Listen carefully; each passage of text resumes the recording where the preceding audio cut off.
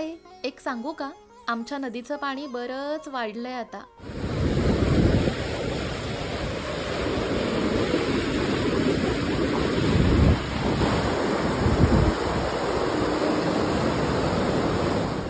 सध्या पाणी इतकं वाढलंय की गणपतीच्या मंदिराला कृष्णामाई नदीचा वेढा पडलाय.